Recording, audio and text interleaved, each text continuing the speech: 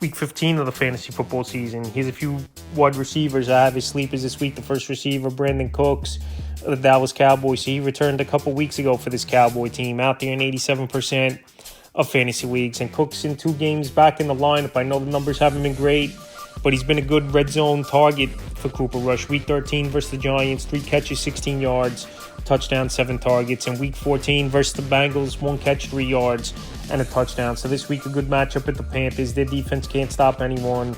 And I know Brandin Cooks, he's not really been in this offense over the last couple seasons, where he's just been a guy running routes, but not many targets coming his way or production. But if you need a deep sleeper, and at least he's found the end zone 2 weeks in a row in his return, he's out there in 83% of fantasy leagues. Next receiver, Jalen McMillan of the Tampa Bay Buccaneers. I'm surprised McMillan, he's still out there in 92% of fantasy leagues. I thought at least he would get to 20% owned coming into the week. I know it's the playoffs and teams are eliminated now, but McMillan, he is the number 2 wide receiver in this Bucs offense. So week 12 at the Giants, 1 catch, 11 yards. Week 13 at the Panthers, 2 catches, 25 yards. And week 14 versus the Raiders, 4 catches, 59 yards, and 2 touchdowns. So I know it was a little fluky last week.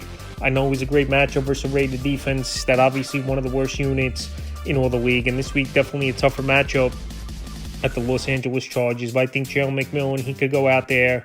He could have a good ball game. He's a good route runner, is McMillan. And he was a highly touted rookie as well coming out in the NFL draft this season. And when you got a quarterback like Baker Mayfield, and if he starts zeroing in on you and you could go out there and make plays, your fantasy points are going to go up. So right now, if you need a deep sleeper in a decent matchup at the Chargers, he's out there 92% of fantasy leagues. And the third and final wide receiver I have as a sleeper is Devon Vele of the Denver Broncos. So Vele, he stepped up as that number 2 wide receiver this season, especially over the last 4 or 5 weeks for this Bronco team. I know week 13 he had a down game, but now coming off the bye, we know rookies get more involved.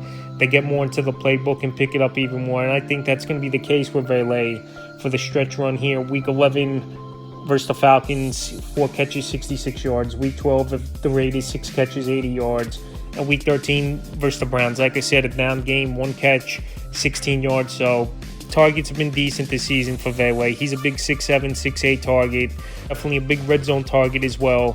And behind Courtland Sutton, there's not much going on in the receiving room here for this Denver Bronco team. So I think Vele, he could be a decent option as a sleeper this week. He's got a good matchup versus the Indianapolis Colts, where their defense hasn't been that great this season. And Vele, he is available in tons of leagues at 86%. So that's a few wide receivers I have as sleepers for a crucial week 15 of the fantasy football season.